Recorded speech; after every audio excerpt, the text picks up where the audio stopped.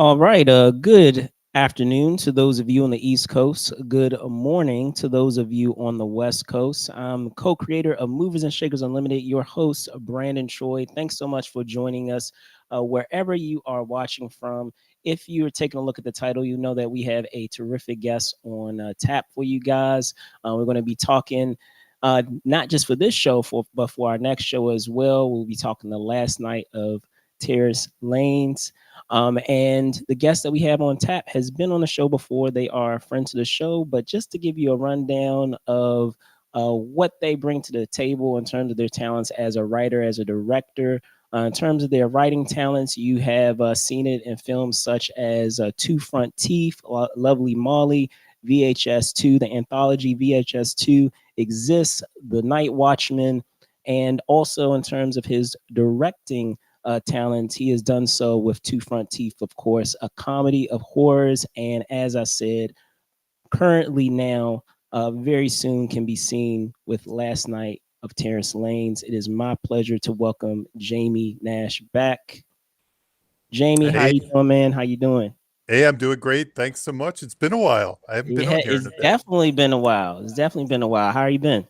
Good, good, good. I'm glad you had me on. Thanks so much. Absolutely, absolutely. So, just to hit the ground running, can you tell me, how the involvement, with this film came about? Because I understand that you didn't write this film, Mm. which is it's kind of weird to say. I know I'm so used to having you on and talking about what you bring to the table, as I said, as a writer, but this go around directing. So, how did that come about?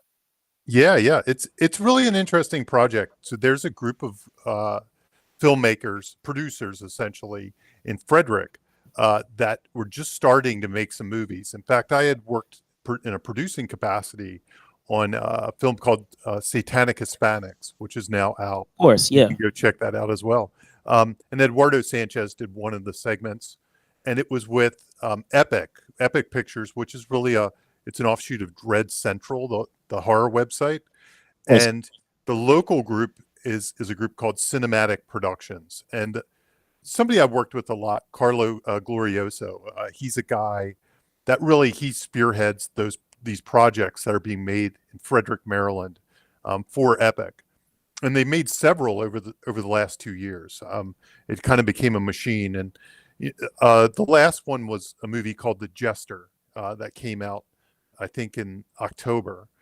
So Satanic Hispanics, The Jester, and they had. So here's the way this came about, and this is kind of instructive, I guess, as far as filmmaking goes. They had, I think, I'm going to say three elements, maybe four, because if you count the budget, they had the money. Um, they had a bowling alley that was about to close down. They had a lead actress, Francesca Capaldi, who ended up being the lead, and she was interested. I mean, she needed to kind of figure out the elements of the project before she signed on. Um, and then they got a pitch from Jenna St. John, a person that used to be local that we kind of all know locally, but now lives, I think, in LA. So she had written a little pitch, and the pitch was enough to get Epic interested. Like, oh, you have a bowling alley, you have this pitch. Um, Now they just needed to put together the package. So they contacted me, and I had told them I was very interested in directing one of these projects that they ever came about. It was kind of at the right level that they could take a chance on somebody like me that doesn't have a ton of directing credits. And because I think part of it was just because of the speed of this project, I was an easy person to go out to. And I had been writing with Adam Caesar, and Adam Caesar and I had written a few projects together. And Adam was a guy who he just loves. He loves this kind of movie in some ways. He's a big fan of kind of the low budget, the old fashioned, kind of movies. You back in the day, we'd pick up on VHS and we'd watch like crazy, and he loves that stuff. And to tell him, hey, would you be interested in working on a movie, a horror movie, a slasher movie, essentially in a bowling alley? He was all about it. So in some ways, that's how it all came about. Um, and it was a huge time crunch because the bowling alley was actually in real life closing down.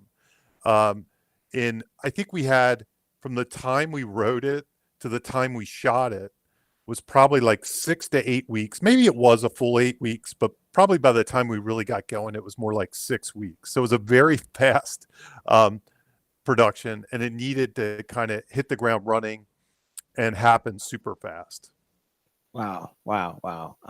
So with all of that being said, and talking about how it came about in that involvement, as I was mentioning at the top, you not only direct, but you also write. In some cases, you've done both.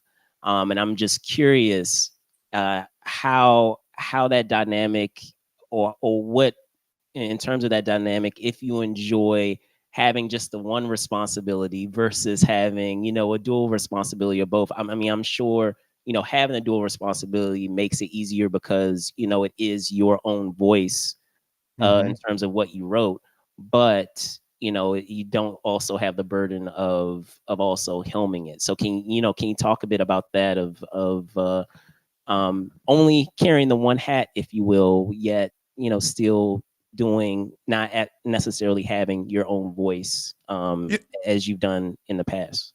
yeah, yeah. And I feel like directing, at least my experience with directing and writing in both, they're really two sides of the same coin. Mm. So I just feel like directing is writing in a different way. Once you get on set, you are basically writing. It's like the final version of whatever that script is. And there are definitely, um, I don't want to call them improvisations because that almost gives too much credit to what they are, but I'd say adaptations of the script you're constantly making. So it's to me it's very similar, and the way I approach it is very similar. I'm kind of, as a director, I'm mostly a storyteller. Like, that's what I'm trying to do. I'm trying to hit the emotions that the scene needs. I'm trying to execute what I believe is on the page. Um, so, and in this case, in this particular case, because it was moving so fast, like I said, because it was like 6 weeks. So basically, in 4 weeks or something, we had to have a script ready. We had to have a cast. We had to have the location scouted, the department keys. We had to make decisions on costuming, props, and all that other stuff. Um, and the script was being written during that time. I remember Adam actually, Adam had to write it on his vacation. I remember, like, he was like, "Hey, you want to do this? We need a script in 2 weeks." And he's like, "I'm about to go on vacation." And I remember he crammed a lot of writing in a couple days, and tried to get as much as he could done. And then he kept having to do the little rewrites that we had time for on vacation and leading up to the shoot. So there was definitely a huge collaborative portion between he and I, as far as writing the script. So, as a director, and especially in this case, your hand is definitely involved in the writing and in notes and things like that. But in this case, once he handed that over, and he's really strong. Like, Adam's written, he's a best-selling novelist, and he wrote a book called "Clown in the Cornfield," in a cornfield. Um, and if you read that book, you'll see why, um, he's kind of like perfect for this particular genre movie. Um, his novels almost come across. They're kind of they're YA novels. The first one is a female protagonist. This movie's a female protagonist. They harken back to old kind of slasher things. So when he handed me that, my job really is then to take it and almost adapt it from there, rewrite it in a sense, in the directorial sense, to all the compromises we have to make on such a low budget and such a fast schedule. Um, so to me, directing is just another version of that. And it's probably a more stressful version of the writing because there's all these people depending on you and they're all there. Whereas when I write at home, I'm sitting on my couch watching TV, and as stressful as it is and as big as the deadlines are, nobody's breathing down my neck. Um, Whereas on set, there's a deadline. Every 10 minutes is a deadline. Like, every 10 minutes is a deadline. So if you miss a 10-minute slot, it screws up. You're already thinking, how can I get it back? Um, So I think it's in some ways it's just writing with a lot more tools and a lot more high pressure scenarios as a director. Gotcha, gotcha, gotcha. And just to take it a step further, beyond that, um, in having carrying that hat, as you said, of manning that ship and captaining that ship, can you also, speak to, I guess it's kind of like an offshoot of the prior question, but providing, your stamp, because at the same time, while it is, someone else wrote, provided the screenplay and wrote it, you still want to bring your own aesthetic, if you will, in some capacity. So can you Sure, talk a bit sure. about that, as a director, bringing your aesthetic to that, where it's like, oh, you know what, I mean, I hate to say that, like, of saying like, hey, that's very Jamie Nash, but like, Yeah, yeah, just yeah. that idea No, of putting your stamp and your aesthetic to it. I mean, a lot of that comes down to collaboration, and I've worked a lot with Eduardo Sanchez, and his stuff is definitely his stuff, but I often write it. And I think as a writer, so flipping this back to the other side to kind of show it from both perspectives, when I write for him, um, it has a lot of me in it, but there are times where I'm teeing it up for what he can do well. Like I always feel as a screenwriter, unlike being a novelist or something like that, you're teeing it up for what your director could do. And I think that's why a lot of directors work with the same writers, because those writers know, like, oh, he knows what I like. He knows the type of scenes. And over many years, they know what you like and they know how you are.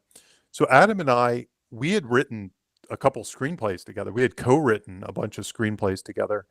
So he and I have kind of like this shared experience that we know what each other likes and things like that. So I don't think it's, I think we've already figured out kind of what that marriage of the voice is, and what kind of knowing like what my tastes are and what I'll do and what Adam is good at. And I think they easily combined, even though it's kind of, in this writing directing kind of way.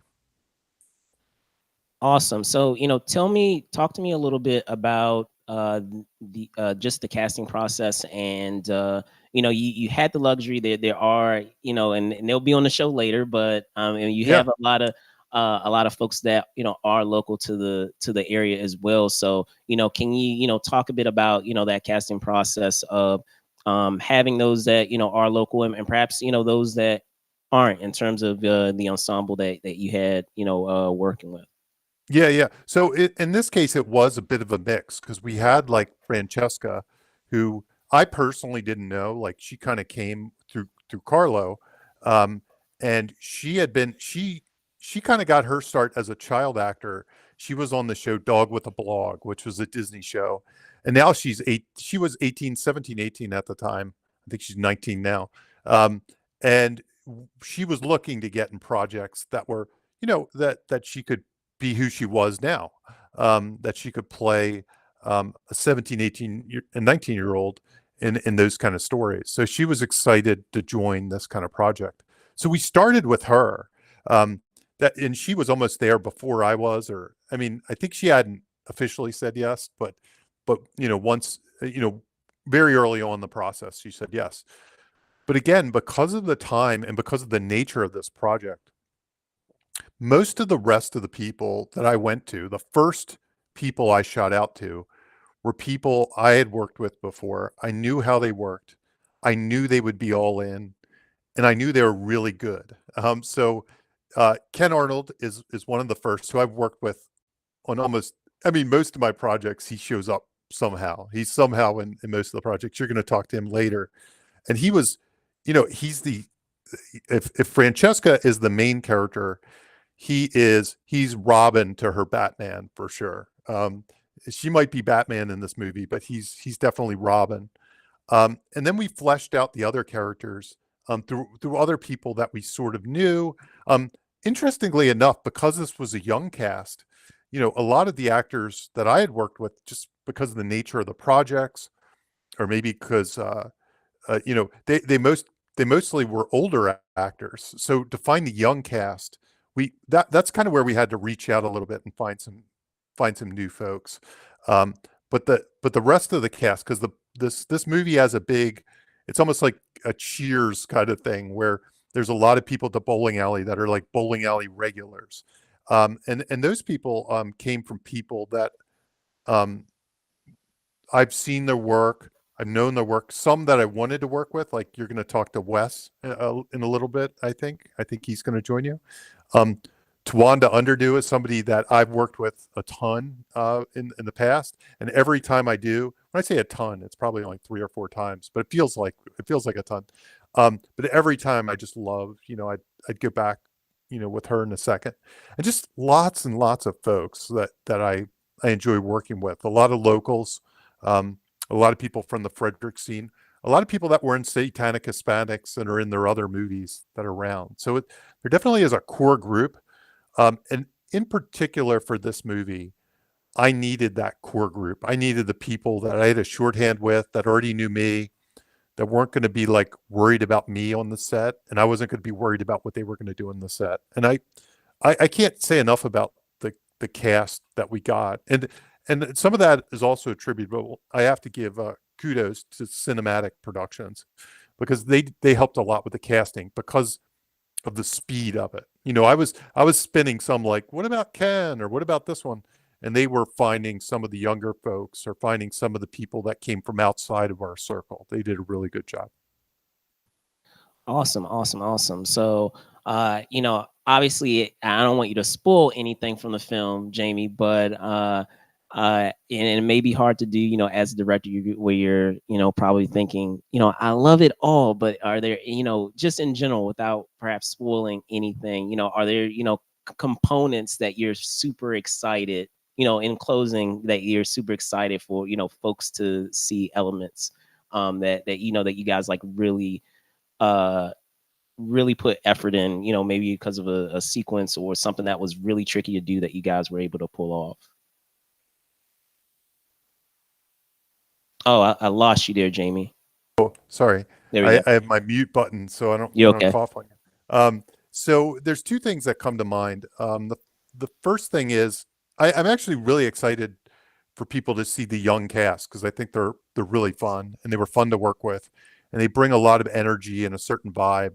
The way I pitch this, and this is lofty for our budget and level, but it's kind of like if this little John Hughes movie gets interrupted by a horror movie, and I love that aspect of it. I love the tone of it. Um, but I think what you might be surprised of, especially at the budget level, the production levels that we're at, our movie is it's sort of a dark action movie. So it has probably way too much action in it uh, than you're probably supposed to do for a movie at this level. Okay. It's probably where we stretch to our limits the most. But it's kind of in some ways it's like a horror version of like Die Hard in a bowling alley. So there ends up being some pretty exciting kind of actiony kind of fight scenes and things like that. And if you know my taste, I love that kind of thing. I'm a gag Yeah. guy at heart, so Yeah. I love I love doing that kind of stuff. All right. Awesome. Awesome. Well, Jamie, thank you for squeezing so much time out of a Saturday. Appreciate you, coming on board and talking last night at Terrence Lane's. So it is set to debut on January 16th, and I understand it'll be debuting on Apple TV. But other than that, can you tell folks where they can find you? Yeah, sure thing. So the best place for me is on X, formerly known as Twitter, just because that's Right. where I tend to that's where I tend to still have all my followers and still post the latest stuff. Um, yeah, I know it's a dying platform, but you can find me there at Jamie_Nash. I also have a website and stuff like that. You can find it's jamienash.net, and you can kind of see what's going on with me at my website. All right, cool, cool, cool. So again, I want to thank Jamie for hopping on and talking about last night at Terrence Lane's. I'm again your co-host of what's the co-host? Geez, your co-creator of Movers and Shakers Unlimited, and also your host Brandon Choi. Thank you guys so much for watching. Be safe out there, and see you guys soon. Bye.